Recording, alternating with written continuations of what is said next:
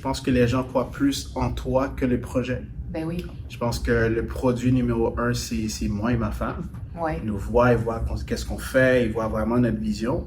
Et par la suite, les chiffres qui parlent. Oui. C'est là qu'on est capable de mettre la boucle. Puis, je te dirais, j'étais dans une impasse, Sophia, que c'est soit que j'y vais vraiment dans le développement, ou bien je touche plus à ça.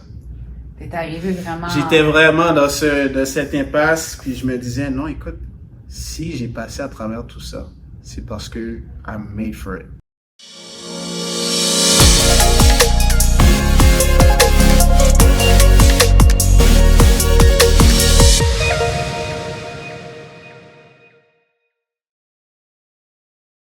Bonjour à tous, ici Sophia Méliani, courtier immobilier chez PMML. Donc pour notre podcast Réseau Terrain, aujourd'hui on reçoit comme invité Paul Sven Adrienne qui est avec nous aujourd'hui. Bonjour Paul Sven, comment ça va? Très bien, merci Sophia, merci pour l'invitation. Bien, avec grand plaisir, on est très content de t'avoir avec nous aujourd'hui dans nos bureaux à PMML au centre-ville. Yes, je suis vraiment privilégié, franchement. Mais avec grand plaisir. Écoute Paul Sven, on te reçoit dans notre podcast aujourd'hui, là. On veut aller vraiment ouvrir un petit peu les yeux de nouveaux développeurs, d'anciens développeurs et des gens qui s'intéressent au marché de développement du terrain. Là, on en parle beaucoup, le terrain, mais le terrain découle souvent vers d'autres choses. Absolument. Toi, je sais, Paul Sven, tu as un parcours très atypique. Tu n'es pas un développeur qui a eu un parcours directement en immobilier. Donc, tu as eu un background dans l'administration. Parle-nous un peu de ça. Là. Parle-nous un peu de, tu sais, c'est qui Paul Sven, tu viens d'où, tu as fait quoi, puis...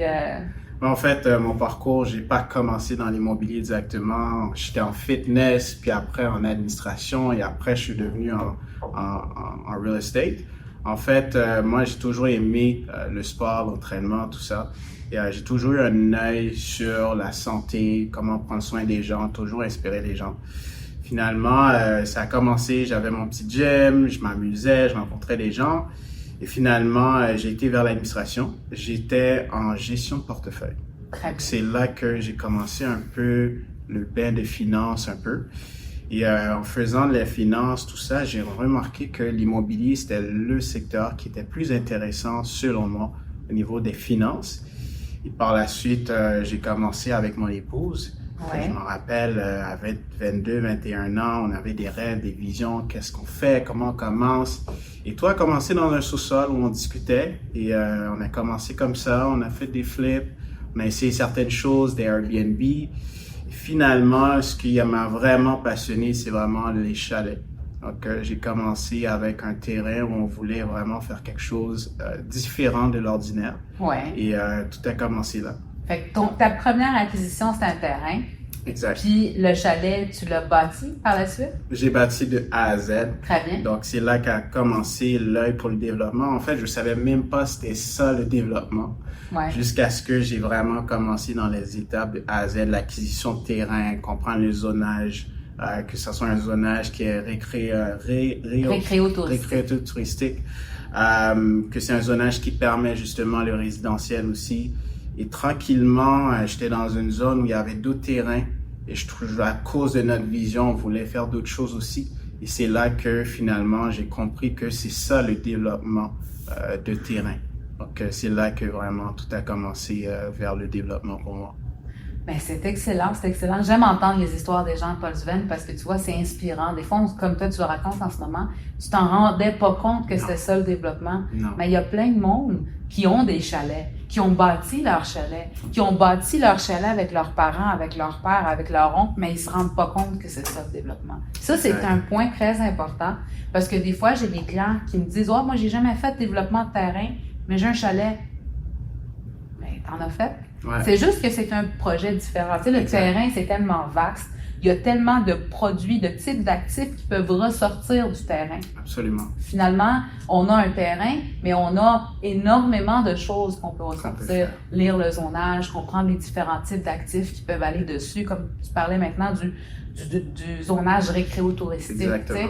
Il y a des choses là-dedans, puis il y a des petits détails qui font en sorte que c'est là le potentiel du produit. Absolument. Puis toi, quand tu as construit ton chalet, c'était quoi ton plus grand défi quand tu as acheté ce terrain-là? Est-ce que ton plus gros défi était au moment de l'acquisition ou au moment du développement? Je dirais c'est l'acquisition était quand même simple, c'est le développement. Ouais. Et c'est vraiment lorsque c'était le temps de vraiment choisir l'équipe pour construire, on a choisi tous les matériaux de A à Z. Et surtout, on est entré dans une période du marché où les taux d'intérêt ont changé. Donc, les prix des matériaux ont augmenté. Donc, il y avait beaucoup de défis financiers, je dirais. Okay. Donc, vraiment, le plus gros défi pour nous, c'est vraiment de passer à travers cette fluctuation financière pour soutenir le projet. Donc, c'est vraiment un processus qui a duré à peu près 2 ans, à peu près. Et de vraiment trouver le financement pour finaliser les augmentations, etc. Donc, je dirais, le défi, c'était vraiment dans ça pour nous, là. C'était vraiment... C'est quand même demandant, hein? Tu sais, puis je te dirais que l'inconfortabilité dans une transaction, c'est ce qui fait en sorte que le projet réussit ou réussit pas. Parce que si le projet est trop facile, tu n'auras pas nécessairement du bon potentiel de revenus de ce projet par la suite. Plus le projet est compliqué, plus on parle d'argent, plus on parle de grandes sommes, qui fait en sorte que tu vas avoir un gros potentiel. Effectivement. Quelqu'un qui est capable de passer au travers d'un changement de taux en plein transaction ou en plein développement immobilier, où est-ce que les matériaux de construction augmentent, où est-ce qu'on a une pénurie de main-d'œuvre et où est-ce qu'en même temps, il faut pallier à tout ça parce que faut que tu ailles chercher les sous. Exactement. Exactement. Puis comment, c'était quoi votre solution? Ça, on aimerait ça. C'est quoi la solution que tu as trouvée? La solution, c'était définitivement de continuer. C'était pas d'arrêter. On avait l'opportunité d'arrêter et d'aller dans d'autres choses, le vendre tel quel, le vendre à quelqu'un qui va continuer. Mais nous, on a vraiment accroché, on a eu notre foi pour continuer. Et c'est vraiment d'aller chercher d'autres ressources financières. Donc, aller chercher d'autres investisseurs, le vendre le projet, présenter le projet comme on veut, le montrer vraiment une rentabilité possible avec le projet. Et comme ça, on a tiré plus de finances pour pouvoir finaliser le tout. Et par la suite, la banque a embarqué pour finaliser le prêt. Donc, il faut aller vraiment être créatif, il faut réagir vite parce que les entrepreneurs attendent de l'argent. Il faut aller là-bas, aller chercher des clients qui sont prêts à investir dans le projet. Donc, je dirais, Sophia, que j'ai beaucoup appris à travers ça. Je ne savais pas que j'étais en mesure de soutenir toute cette charge. Mais aujourd'hui, c'est un atout pour moi, pour tous les autres projets qui s'en viennent, tous les autres développements qu'on va faire. C'est vraiment cette expérience-là qui m'a vraiment propulsé vers vraiment le développement. J'aime ce que j'entends, Sven, parce que tu sais quoi? C'est toujours de l'apprentissage. Tout le temps. Même le jour où tu vas atteindre un niveau le plus haut dans ta carrière, tu seras toujours en apprentissage. Puis au final, l'immobilier, puis je pense même toutes les sphères, qui sont des sphères où est-ce qu'on réussit, où est-ce qu'il y a beaucoup de succès, où est-ce qu'il y a beaucoup... On est en constante évolution. Puis on apprend tout le temps. Puis un projet comme ça peut être la meilleure école pour un investisseur. Vraiment. C'est vraiment un projet intéressant parce que tu es parti from scratch. From scratch. Tu as acheté le terrain, tu as choisi tes matériaux, tu as mis en place ton développement, tu as mis en place ta construction. Tu as eu des problèmes pendant le développement du projet, 100%. Puis tu es allé approcher d'autres investisseurs. Fait que toi, tu as compris que la banque ne pourrait pas t'aider à cette étape-là. Et tu as compris que la seule personne qui pouvait t'aider, c'était des investisseurs passifs, qu'on appelle. Exact. Fait que tu es allé approcher des gens, puis tu as présenté ton projet. Tu as mis en place une étude de marché, j'imagine, pour démontrer le potentiel revenu du projet, démontrer le potentiel du locatif du projet, parce que j'imagine que c'est du locatif. Puis ensuite de ça, quand les gens ont embarqué avec toi, ben tu t'es en quelque part préparé, non seulement pour eux, mais tu t'es aussi préparé pour la banque. Parce qu'en amenant des gens investir sur ton projet pour pouvoir monter ton projet, ben tu viens de faire, en faisant cette étape-là, tu viens de déjà réaliser l'étape 2. Parce que quand tu vas aller voir ta banque puis ton projet est levé, tu deviens automatiquement finançable. 100%. Tu as très bien compris, effectivement. Donc ça, là, c'est une plus-value. Puis ça, des fois, les gens sous-estiment ce côté-là. Sous-estiment le fait que dans notre entourage, dans les gens qu'on connaît, dans les gens qui travaillent avec nous, nos collègues, nos amis, notre famille, nos voisins, tous les gens qu'on connaît, on est capable d'aller chercher des gens qui peuvent nous soutenir dans notre projet pour pouvoir aller monter un autre niveau. Ces gens-là, s'ils croient en toi dans ce projet-là, vont croire en toi dans le deuxième. Exactement. Et ça, me rendre compte, j'ai créé un mini réseau pour le développement. Maintenant, tous les projets qu'on fait, on a déjà des partenaires prêts à investir, prêts à aller de l'avant. Et c'est vraiment, comme tu as dit, c'est vraiment being resourceful qu'on dit ça. Oui, exact. À travers tout ça, les gens voient la valeur. Je pense que les gens croient plus en toi que le projet. Ben oui. Je pense que le produit numéro 1, c'est moi et ma femme. Oui. Ils nous voient, ils voient qu'est-ce qu'on fait, ils voient vraiment notre vision. Et par la suite, les chiffres qui parlent. Ouais. C'est là qu'on est capable de mettre la boucle. Puis, je te dirais, j'étais dans une impasse, Sophia, que c'est soit que j'y vais vraiment dans le développement, ou bien je touche plus à ça. T'es arrivé vraiment... J'étais vraiment dans cette impasse, puis je me disais, non, écoute, si j'ai passé à travers tout ça, c'est parce que I'm made for it. Puis vraiment, c'était vraiment un moment de révélation de vraiment aller de l'avant all-in. Et quand when you go all-in, plein d'autres opportunités qui s'en viennent. Ouais. Puis je pense que c'est vraiment une leçon importante pour les auditeurs de comprendre que you have to go all-in. Ben, Il n'y a 100%. pas de façon. 100%. Puis abandonner, c'est pas une solution. Non. Puis essayer de trouver des solutions pour continuer. Tu sais, des fois, là, on est dans une situation où est-ce qu'on se dit, OK, j'ai usé de toutes mes solutions. Il n'y en a plus. Mais c'est là que la solution arrive. Exactement. C'est là que la vraie solution qu'elle t'attendait, là, tu vas la Ça, trouver. c'est vrai, Sophia. Ça, c'est vrai. Moi, j'ai cru, j'ai tout fait, regarde mes Excel, j'ai vu la banque m'a dit non. Non, il y a plus. Et j'étais vraiment surpris qu'effectivement, il y a beaucoup plus de ressources qu'on le pense. Ouais. Maintenant, aujourd'hui, si j'ai à faire un développement, je peux le faire plus rapidement et avec plus de ressources possibles. Ouais, ouais. Vraiment. Ouais. Puis dis-moi, quand tu as commencé aussi dans ce projet-là, puis comment tu as choisi tes équipes, comment tu as choisi, mettons, les professionnels qui ont travaillé sur le projet? Est-ce que tu avais une stratégie? Est-ce que tu prospectais différents professionnels? Est-ce que tu y allais? Comment tu y allais? Est-ce que, tu sais, il y a beaucoup de gens, quand ils font du développement, ben ils font soumissionner différents types. Toi, est-ce que tu es allé avec des références? Ou est-ce que tu es allé vraiment magasiner tout ça? Ça, c'est un point aussi que... En fait, j'ai été dans un secteur qui, je voyais déjà l'expansion venir. Maintenant, il y a beaucoup d'autres joueurs qui sont embarqués dans le secteur. Je dirais que moi, j'ai été voir ceux qui connaissaient la ville pendant 20 ans. Mm-hmm. Donc, c'est des gens qui connaissent tout le monde, ils connaissent tous les amis du coin, ils connaissent très bien le secteur. C'est ces gens-là que j'ai approchés. Donc, pour moi, lorsque c'était le temps de travailler avec quelqu'un, il fallait que je travaille avec quelqu'un dans le secteur même. Ouais. Avec des bons prix, bien sûr. Et je dirais que pour moi, c'est comme ça que j'ai vraiment choisi chaque personne. Je dirais même que je choisissais des gens, pas juste par rapport au prix, mais vraiment par rapport à leur expérience aussi. L'expertise. Je dirais aussi l'efficacité. Ouais. Parce que des fois, tu payes moins cher.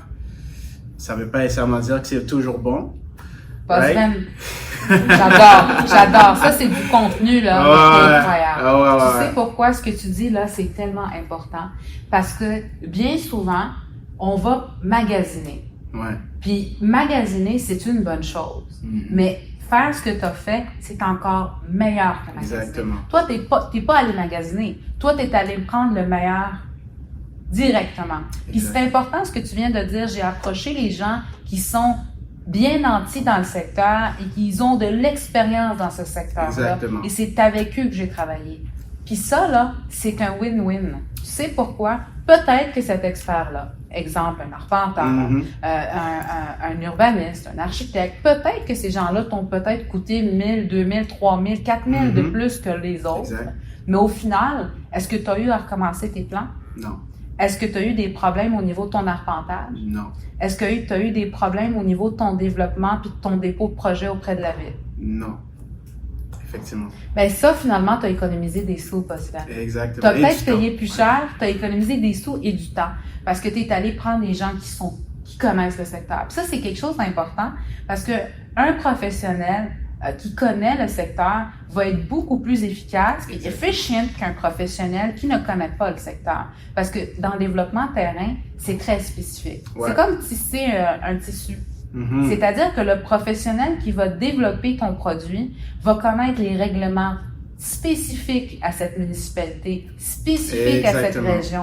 L'arpenteur, l'architecte, l'urbaniste. Tu sais, Exact. des fois, là, il n'y a pas nécessairement, c'est pas carré l'immobilier. Il Ouais. faut savoir sortir de notre zone de confort. Exact. C'est pas, fais-moi un plan, puis il va fitter. Non. Il fitera peut-être pas.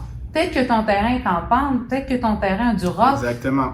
Puis ça, c'est pas des choses qu'on peut prévoir en avance. Et je te dirais même, Sophia, que ces gens-là, maintenant, c'est eux qui vont s'occuper de mes autres développements. Excellent. Donc, pour moi, c'était pas juste pour moi personnellement. Ouais.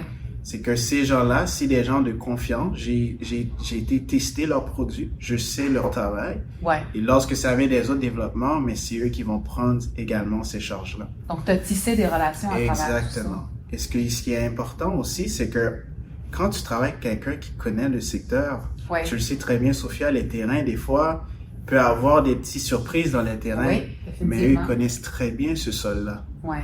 Ça a l'air de rien, c'est comme quelqu'un farmier qui connaît son secteur, oui. qui travaille la terre. Si la patate te va pousser, il va te le dire. Si la patate pousse Exact. pas, il te le dit, là. Mon gars d'excavation, il connaît très bien les terrains. Il dit, ah non, ici, il y a un peu plus de sable. Même si l'expert sort un rapport, Ouais. je te conseille ici. OK, on y va avec ici. Ouais. Je te conseille ton puits ici au lieu d'ici parce qu'ici, là, j'ai l'habitude que ça. Ça, c'est le Ça fun. prend quelqu'un qui connaît, ça fait 20 ans qu'il marche sous cette terre, sous ce terrain-là, pour me dire spécifiquement que ça, tu dois le faire. Mais ça, c'est le fun, Percival. Tu sais pourquoi? Parce que souvent, les gens font pas la différence entre ce qui a été fait par un expert sur papier, puis ce qui va être fait sur le terrain.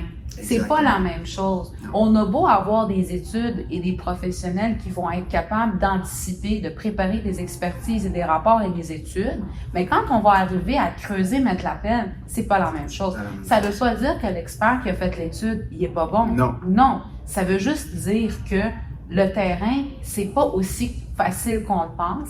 Puis, il faut connaître le produit. Fait que s'attirer, travailler avec les gens qui sont dans le secteur, qui connaissent les choses, ben, c'est une plus-value que tu apportes à ton 100%. projet. Puis, tu ralentis pas ton projet. Non. Parce que, tu sais, ce qui est important aussi dans tout ça, c'est le temps. Parce qu'un projet où est-ce que, dès que la pelle est mise dans la terre, ben, les jours et les heures commencent à être Ça comptés. commence. Ouais. Donc, si on ne prend pas nos devants pendant le développement, avant la construction, de bien préparer les choses, bien, on peut avoir des ralentissements au niveau de la construction. Effectivement. Les ralentissements au niveau de la construction vont te coûter cher. Oui, oui, madame. Effectivement. Je dirais, ce qui coûte cher, c'est pas les employés, c'est le temps. Tu l'as très bien dit. Moi, je sais pas combien de temps, à cause justement du financement, c'est ma première expérience. Je passais à travers, essayer d'apprendre comment ça fonctionne. Je te dirais que c'est le temps qui m'a coûté cher. Le temps d'attendre pour aller chercher des financements, tout ça, l'instabilité du marché. C'est pas le projet en tant que tel. Ouais. Puis effectivement, le plus possible que si j'aurais à payer plus cher, le même prix en moins de temps, ça serait encore meilleur que aller économiser et perdre du temps. Exactement. Que c'est vraiment une valeur que j'ai appris également.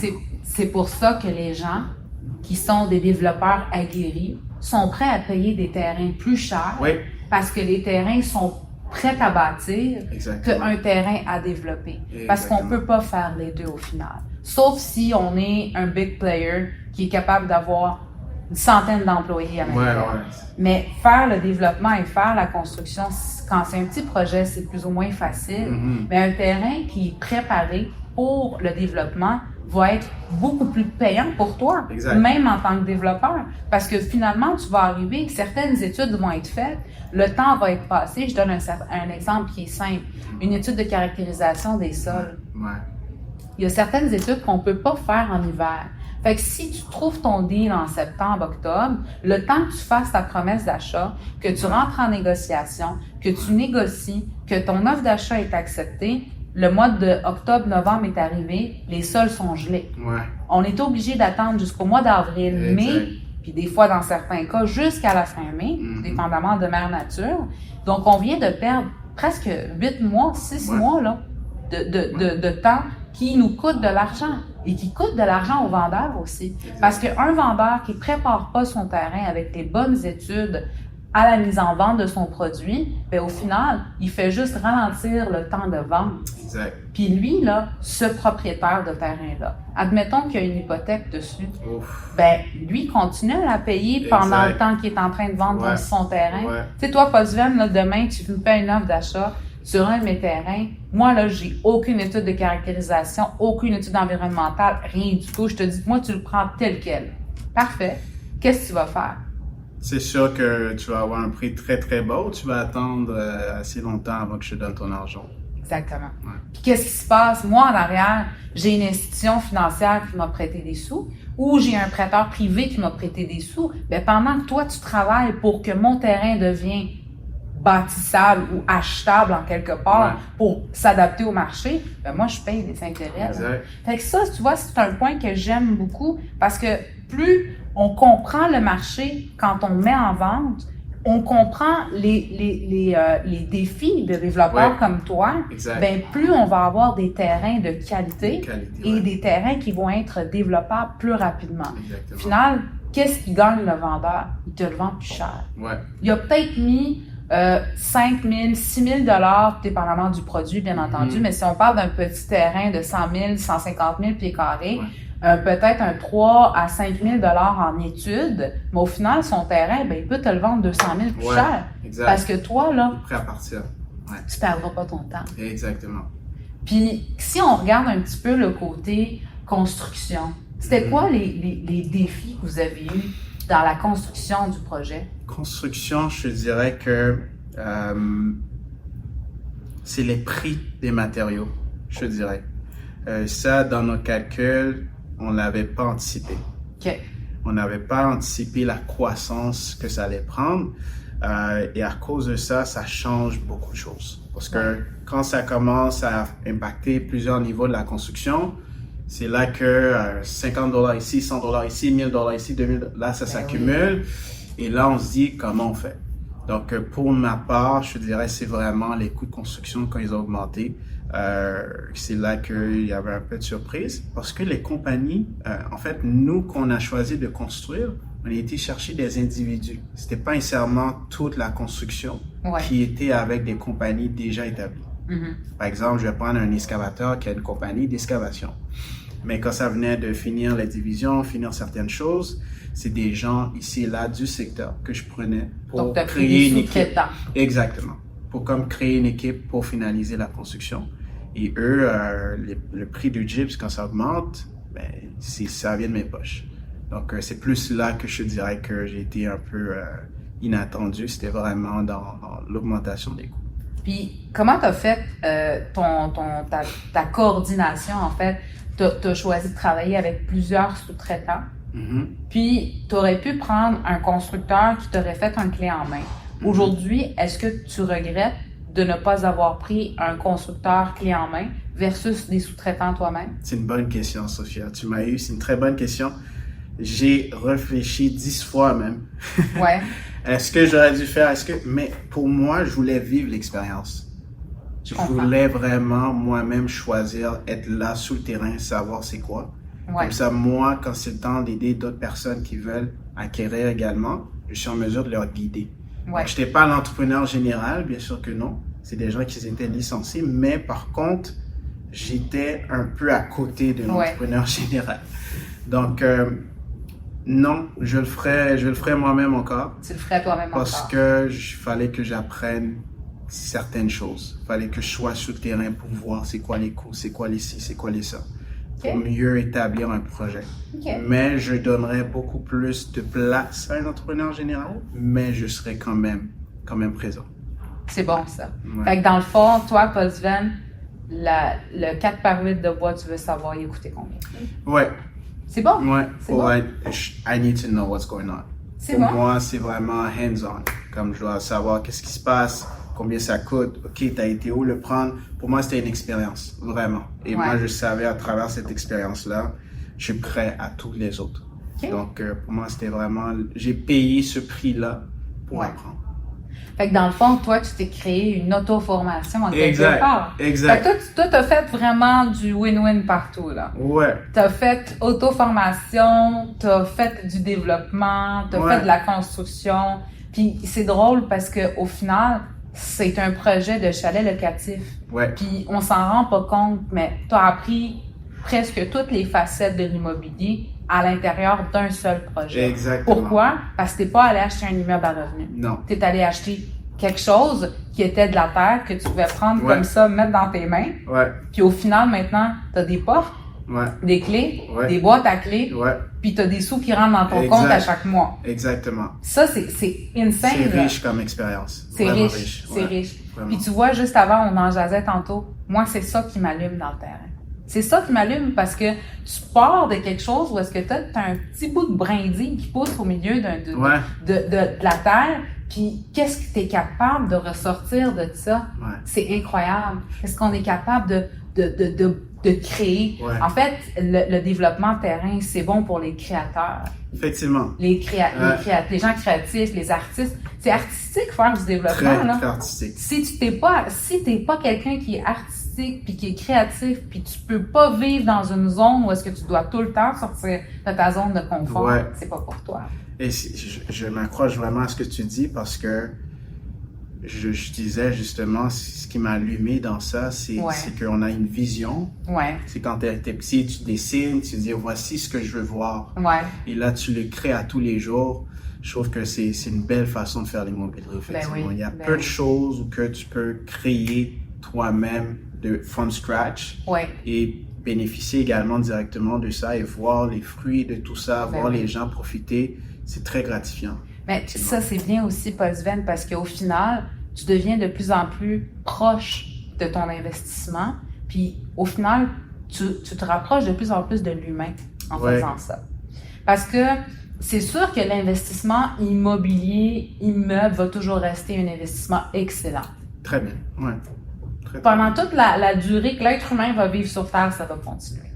Le terrain, c'est différent. Parce que tu es proche de tes chiffres, mais tu es aussi proche de l'humain en arrière. Parce que c'est beaucoup de vie, de sociabilité avec l'être humain versus l'acquisition d'immeubles. Ouais. Quand on achète un immeuble, on achète des chiffres. Ouais, on n'achète pas des gens. Exactement. Quand on développe un terrain, très bien dit. On achète des humains parce qu'on tisse des relations. Exactement. Fait que c'est tout un monde différent. Quelqu'un qui est pas sociable, il peut acheter des immeubles. Ouais, exact. Il va acheter des tableaux Excel. Puis, s'il est confortable avec ça, ben, c'est le fun. Moi, je dis toujours à mes clients, il faut toujours faire ce que vous aimez. Moi, j'ai certains de mes clients qui disent, Sophia, moi, j'aime le bâti. Moi, je veux de la construction neuve. Moi, je veux voir des chiffres. Ça, c'est ma capacité au risque. Mm-hmm. En fait, c'est le risque aussi, tout ça. Ouais. Fait qu'il y a certains clients qui sont plus, tu sais, eux autres, là, ils veulent pas des risques. Puis, leur seuil d'acceptabilité, il est à un certain point. Ouais. Fait qu'ils vont aller vers du produit bâti, où est-ce qu'ils ont des revenus, où est-ce qu'ils ont des dépenses, de la stabilité, puis ils ont déjà un potentiel qui est déjà là avant d'engager l'argent. Le terrain, c'est pas la même chose. Si tu veux être stable, je précise, pas dans le développement. C'est vraiment, c'est toi qui crée la valeur. C'est de la création de valeur. Exactement. Ton travail comme développeur, c'est de créer la valeur sur ce morceau de terrain. Ouais. C'est un peu ça. Un peu ça, et, c'est vrai. Ce que j'aime, c'est qu'il n'y a pas vraiment de limite, en dehors du zonage, bien sûr. Ouais. Il n'y a pas vraiment de limite à ta création de valeur. Non. Comme moi, quand j'étais le temps de construire le chalet, j'imaginais comment un skieur peut avoir un confort dans mon chalet. Ah, ça c'est le fun. Donc, je vais faire une entrée spéciale pour le skieur. Je vais faire ci, je vais faire ça. Je vais mettre le salon de cette superficie-là, comme ça. Après, le ski va pouvoir se détendre. Donc, c'est tous les petits détails que moi, j'ai créés dans ce chalet-là. Mm-hmm. Et je pense que quand tu es développeur, c'est ce privilège que tu as. C'est que tu crées constamment. Mettons, tu as une vue plus sur ce terrain, mais peut-être tu vas mettre ta maison un peu plus vers ce terrain-là pour accéder à cette vue ou pour le jeu de soleil. C'est des petits détails comme ça, mais en immobilier, c'est très rare que tu as ce luxe-là. De créer tout ça. C'est vraiment le développement qui te permet de faire ça. C'est vrai, le développement te permet de vraiment vivre une passion, puis de rentrer dans un détail comme ça. Le skieur, quand il finit son ski, il faut que je lui prépare un certain confort de quand il va rentrer, quelle porte, tu sais. Ça, c'est des détails que tu n'auras jamais l'occasion de faire Non. en achetant un immeuble. Non, oublie ça. Mais en même temps, le client qui va louer tes chalets locatifs, Exact. parce que toi, tu as pensé à ces détails-là, ben, il va se sentir tout le temps confortable. Qu'est-ce que tu viens de créer? Tu viens de créer un produit qui a de la valeur, mais tu viens aussi de créer des relations futures. Yes. Parce que le skieur qui a loué un de tes chalets, parce qu'il a été confortable, il va peut-être aller en louer un autre la Exactement. prochaine saison. Mais tu sais qu'est-ce qu'il va dire à ses chums? Non, je reviens à l'autre chalet. Parce que l'autre chalet, là, je n'avais pas à me casser la tête. Ouais. J'avais tout à la bonne place, tout ce que j'avais besoin était là. Puis ça, ben c'est ça qui fait en sorte que les gens reviennent. Et c'est ça qui fait en sorte qu'on crée une signature possible. Oui. Au final, après tes développements, les gens sont connus pour quelque chose. Tu sais, chaque développeur, les grands développeurs de ce monde, puis qu'on a ici au Québec, au Canada, ben, ils ont toute une petite signature. Tu sais, il y a des développeurs qui sont connus pour faire des propriétés de luxe, des développeurs qui sont connus pour faire des propriétés haut de gamme, d'autres qui sont plus efficient, d'autres qui sont plus spécialisés dans le locatif. Puis c'est au final, à travers tout ça, c'est là que tu vas créer la signature Paul-Sylvain Adrienne et que les gens vont commencer à reconnaître tes développements à cause des petits détails comme ça. Fait que là, tu sais, quelqu'un qui commence ou quelqu'un qui a des immeubles, puis il est un peu créatif, il peut déjà avoir sa vision, puis se dire, moi, dans 15-20 ans, je veux que les gens reconnaissent mes développements par rapport à X, Exactement. par rapport à Z. Ça, c'est tellement incroyable parce qu'au final, c'est de la reconnaissance Wow. que tu vas avoir à travers tout ça. Puis, dis-moi un petit peu, moi, ce que je veux savoir dans ton secret à toi, Paul-Sylvain, comment tu as travaillé avec tes équipes? Je sais qu'il y a ton épouse qui est derrière tout ça aussi avec toi, mais comment ça s'est passé? Est-ce qu'on est dans un salon avec des feuilles, des crayons? Y a-tu du monde qui était là avec vous? Est-ce que vous aviez des partenaires qui ont travaillé dans le projet? C'est comment que ça s'est passé, tout ça? Les insights. Les insights, On veut dans ça, les détails. Ouais. Écoute, je te dirais que lorsque ça venait des plans, on a été voir une compagnie spécialisée dans les plans par rapport à ce qu'on recherchait. On voulait un design à jour. Ouais. On a vraiment pris un modèle moderne et sans nécessairement perdre le charme de chalet. Parce que quand tu construis, tu fais un produit, il faut que tu penses au consommateur de ce produit.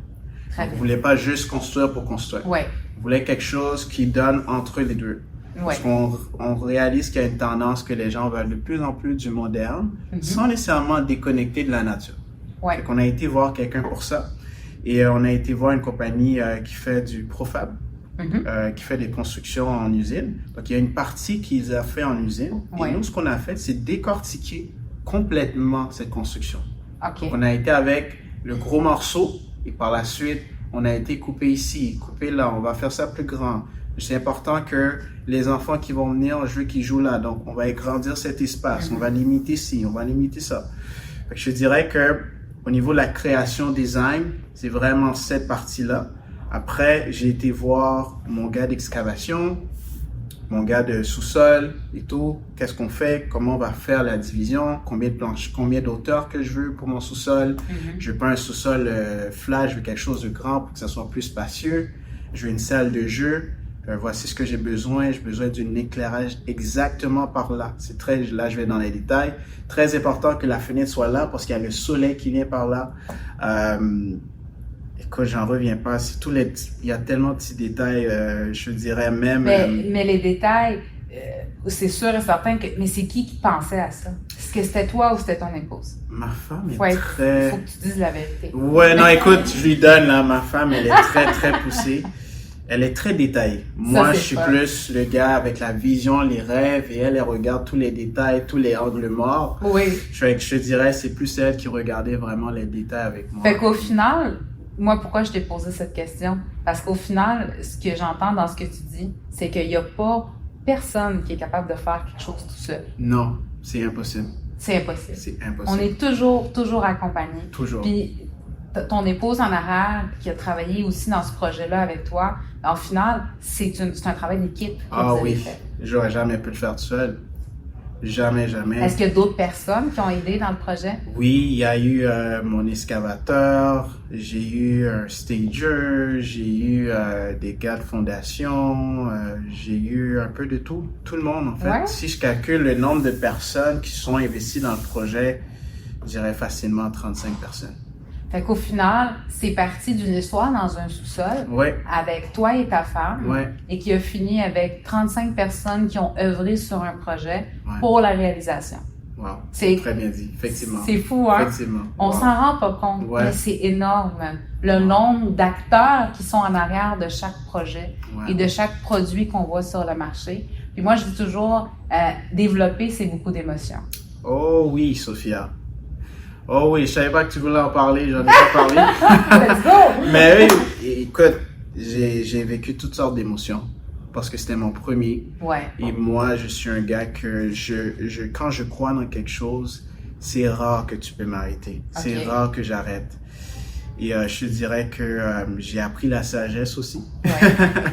À vraiment faire les choses avec plus de calcul. Ouais.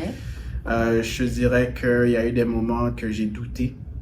Même quand c'était fini, je me dis, est-ce que vraiment c'est beau? Ouais. Est-ce que vraiment c'est bien? Est-ce que vraiment ça représente ce que j'avais imaginé? Ouais. J'ai dû me détacher parfois pour revoir la meilleure façon de le faire. J'ai dû des fois m'attacher un peu trop. J'ai dû parfois changer d'équipe, changer de personne.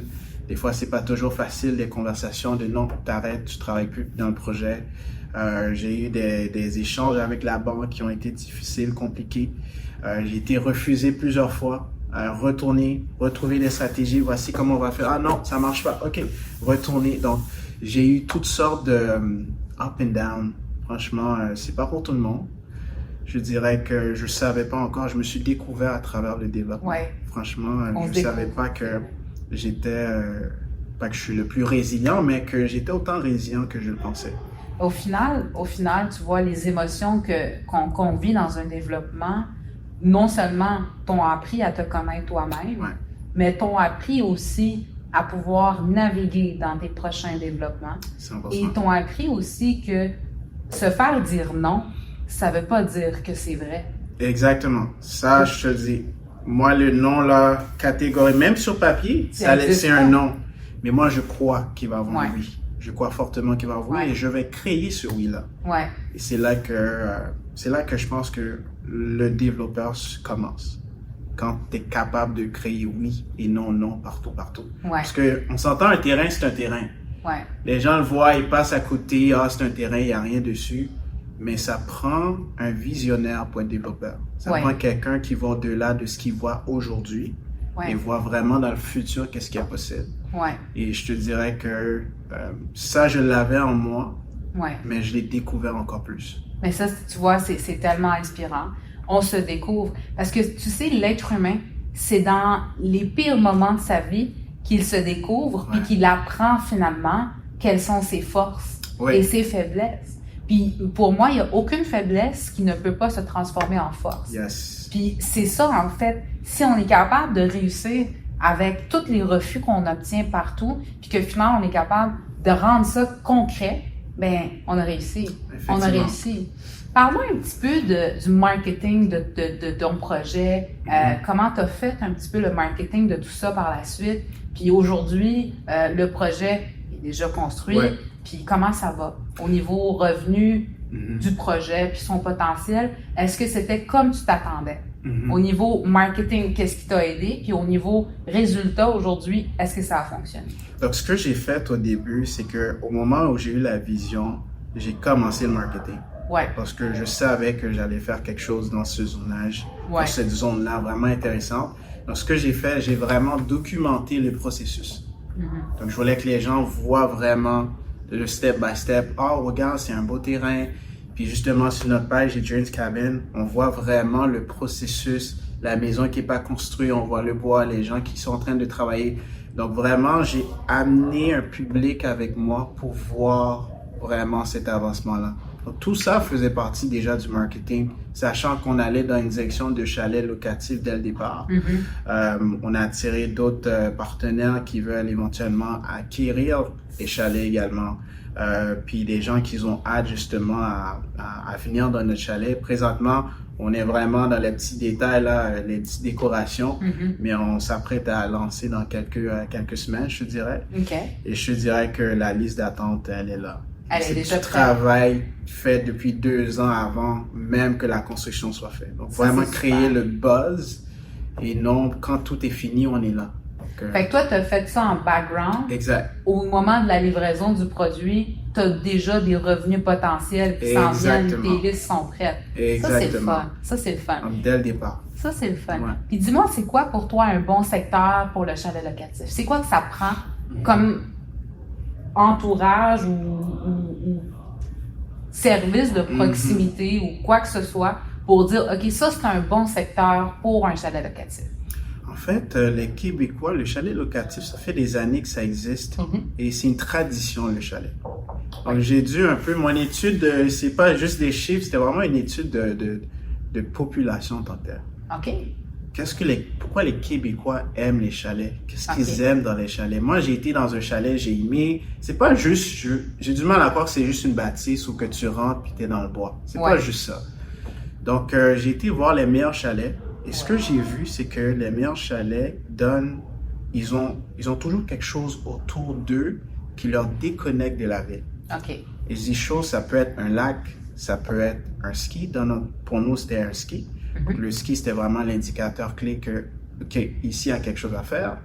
Un parc national. Un parc national. Ça peut être quelque chose en dehors de la ville. Ça peut être aussi un événement particulier aussi qui se fait souvent là-bas. Donc, ça prend quelque chose comme ça pour choisir un secteur. Maintenant, ce que je regarde aussi, c'est quoi la flexibilité de la ville. Parce que c'est bien beau avoir un beau secteur, mais si la ville n'est pas flexible, c'est plus un beau secteur. Ça reste juste une idée. Ouais. Donc, le secteur qu'on a mis les pieds, c'est vraiment un secteur qui était très flexible et qui cherche les développeurs. C'est quoi le secteur? Il y avait une demande. C'est Saint-Côme. Saint-Côme. Saint-Côme. Ouais. En 2020, c'est là qu'on a commencé justement à magasiner un peu. Et Saint-Côme, c'est une ville qui recherchait justement des chalets locatifs, qui recherchait du développement. Et nous, on a été dans un coin où que le ski était juste à quelques minutes que quelqu'un peut marcher pour aller au ski. Et je me dis, pendant l'hiver, comment je peux servir quelqu'un? Ouais. Et on a le lac qui est pas trop loin. Comme en été, je peux servir quelqu'un. Ouais. Donc, vu que c'est un produit saisonnier, mais comment je peux servir ma clientèle dépendamment de chaque saison. Donc, c'était un peu ça le calcul pour vraiment savoir est-ce que ce secteur, c'est un secteur qui peut être exploité. Et au niveau de la compétition, est-ce que j'ai beaucoup de compétiteurs ou non? Quand on a commencé les chalets, il y avait à peu près une centaine. Maintenant, on est rendu, Saint-Côme prévoit 1000 et plus de chalets. Donc, la croissance en 3 ans, ça a vraiment été une surprise. J'aime le petit point de la compétition. Ouais. Des fois, quand on voit qu'on est en train de développer dans un secteur puis qu'on voit déjà de la compétition aussi en développement, c'est pas négatif. Non, hein? pas du Parce tout. que ça veut juste dire que ce secteur est en croissance. Exactement. Et c'est positif pour toi. Exactement. Parce que tu me dis, j'ai commencé avec 100 chalets. Là, on prévoit plus de 1000 chalets dans ce secteur-là. Ouais. Mais c'est encore mieux Ouais, parce exact. que tout le monde va vouloir aller là. Ça va être la place pour aller Exactement. louer du chalet. Tu sais, là, on parle de chalet locatif, Ouais. mais c'est la même chose pour du multilogement. Exact. Un projet de 200 portes multilogement dans un secteur va attirer la clientèle pour le prochain projet. Parce que si tu as déjà 300 unités qui viennent d'être bâties dans un secteur, ben tu as déjà des gens qui sont prêts à louer ton projet aussi. Exactement. Il y a des rotations. Exact. Des rotations. Puis la rotation fait en sorte que ça crée de la valeur pour tout le monde. Moi, j'ai vendu un projet récemment de 108 logements qu'on vient de notarier, ça fait quelques semaines. Wow. Et on se disait, c'est le premier projet qui va naître multilogement à Sainte-Adèle. Wow.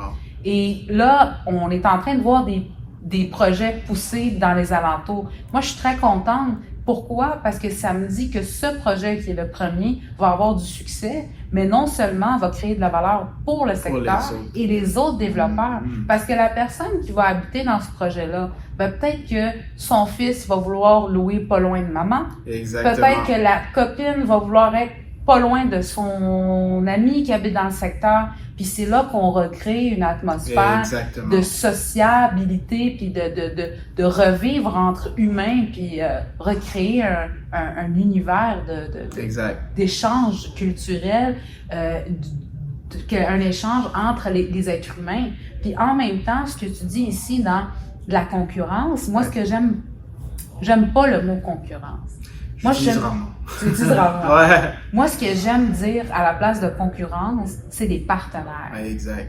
Parce que non seulement les gens qui vont louer autour qui vont faire des chalets autour de toi, vont fixer des prix, tu sais. Exact. Puis si toi, tu étais trop bas, ben tu vas augmenter parce que ton voisin il est capable de louer à X nombre de centaines de dollars par nuit. Mais au final, vous vous entraidez tout le monde ensemble. Exactement. Ça, c'est incroyable parce que c'est ça le développement immobilier. C'est vraiment que tu as touché tellement de points parce que le développeur doit penser à toutes ces choses.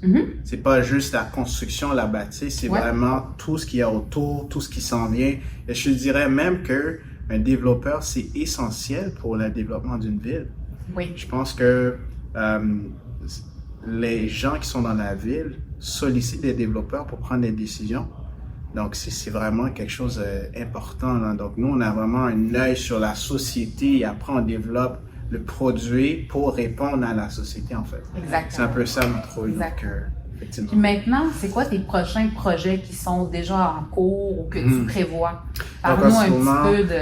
On a des terrains à Estérel, qui est un secteur qui est très sollicité pour les chalets un peu plus haut de gamme. On a également Saint-Adolphe. On a également un gros projet de 10 lots qui s'en vient également dans le secteur de Sainte-Agathe-des-Monts. Donc, on est en train de travailler sur ces projets. Donc, tu as beaucoup de terrains, ce que je comprends, dans les Laurentides, Estérel, Saint-Adolphe puis Sainte-Agathe, qui sont tous pour du chalet locatif. Pas tous chalet locatif. Estérel plus chalet locatif. Saint-Adolphe, Sainte-Agathe-des-Monts, c'est plus une ville différente. Donc, on va beaucoup on s'intéresse beaucoup dans les marchés émergents, je te dirais. Donc, là où il y a plus d'activités qui s'en viennent, on voit pas mal des gens déjà implantés. Donc, ce qu'on veut faire, c'est vraiment ajouter à ce qu'il y a déjà. Donc, peut-être que tu vas t'en aller dans le multilogement. Multilogement, maison résidentielle, semi-détaché également. Très bien. Les gens répondent très bien à ce genre de produits dans ce secteur. Fait qu'on y va vraiment dans cette direction-là. Excellent, excellent. Puis comment tu vois le marché du terrain dans les prochaines années? Qu'est-ce que tu penses qui va arriver? Puis quelles seront les tendances, à ton avis, dans les années à venir dans le terrain? Ce que je pense que les gens vont vouloir plus investir dans les terrains que d'autres produits. Pourquoi? Parce que c'est un produit qui est plus accessible.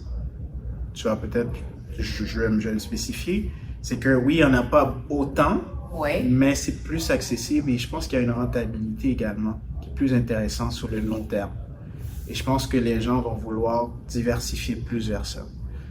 L'acquisition de terrain. Dans mon réseau, c'est ce que je vois. Les gens, ils achètent des terrains, ils gardent, ils préservent l'argent là. Et après 1 an, 2 ans, soit ils le vendent en projet ou bien ils le vendent à quelqu'un d'autre qui veut peut-être l'acheter. Autre projection que j'ai, c'est qu'on aura besoin d'exploiter les terrains. Parce qu'on s'entend, on est en pénurie de logements, on a besoin de plus d'unités. Et je pense que les gens vont vouloir aller créer cette valeur-là et non déjà acheter ce qui est déjà là. Donc, selon moi, c'est mes prévisions pour le terrain. Fait que tu penses qu'il va y avoir plus de ventes, plus d'acquisition de terrain? Définitivement. C'est sûr et certain que le développement immobilier au Québec s'en va vers là. On n'a pas le choix. On a du pied carré à exploiter.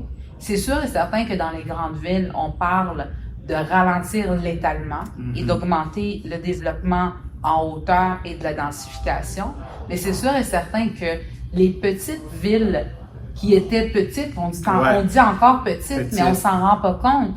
Ces villes qui sont en périphérie des grandes régions, des grandes villes et des grandes métropoles, sont en train de devenir des villes aussi. Tu sais, moi j'habite Laval. Puis il y a moi, j'ai grandi à Montréal toute ma vie. Je suis une pure Montréalaise qui a grandi dans la ville, les autoroutes, les voitures, le bruit. Puis j'habite Laval depuis 5 ans. Moi, quand j'étais jeune, là, tu me disais on s'en va à Laval, pour moi, je m'en allais à la campagne. Aujourd'hui, j'habite Laval, on a un centre-ville à Laval, on a tout à Laval. Notre bureau PMML, le deuxième, est à Laval. Laval est devenu une grande ville. C'est fou, mais c'est ce qui est en train d'arriver avec la même chose avec les régions périphériques des grandes villes. Et en ce moment, l'argent est en train de se faire là. Exact. Parce qu'il n'y a plus de place dans les grandes métropoles comme Montréal, comme Québec. De plus en plus, Québec devient très cher. On est en train de voir des prix qui sont en train de ressembler à Montréal, à Québec. Et on est en train de voir que les développeurs et même les investisseurs sont en train de sortir des grandes villes et investir en région parce qu'il reste encore des marges de bénéfices à faire, que ce soit pour de l'acquisition immeuble, que ce soit pour du développement ou de l'acquisition de terrain. Il y a encore de la place. Puis ce qui est le fun dans le terrain Paul Sven, tu sais c'est quoi? C'est que qu'importe où que tu l'achètes, un terrain prend de la valeur beaucoup plus qu'un immeuble parce que tu vas créer de la valeur. Exactement. C'est sûr que si tu achètes un terrain et tu fais rien, il continue à prendre de la valeur, il en prendra pas plus qu'un immeuble qui te rapporte du revenu. Mais ça reste un détail parce qu'il y a certains terrains que oui. Tu sais, moi, j'ai un de mes clients qui a acheté un terrain il y a comme 25 ans, je pense à 60 000 $, puis il l'a revendu 25 ans plus tard à 12 millions de $. Fait que lui, il a fait beaucoup plus d'argent que sur un immeuble. Un bloc, c'est vrai. C'est sûr. Mais ça reste que tu as plus de potentiel de faire de l'argent sur un terrain que sur un immeuble. Parce qu'un immeuble, il est carré. Tu sais. Tu peux pas, sauf si tu regardes un immeuble comme tu regarderais un terrain. Exact. Parce qu'on parlait l'autre fois avec un autre invité, lui, il a acheté un immeuble, puis il a vu que cet immeuble-là a un terrain qui est assez grand pour en mettre un deuxième. Fait que lui, il a fait une pierre deux coups. Il a acheté un immeuble avec du revenu pour aller se faire financer, puis avec cette acquisition-là, il a eu aussi l'occasion de faire un développement, une construction, ajouter un deuxième immeuble. Fait que ça aussi, c'est une façon de voir les choses. Effectivement.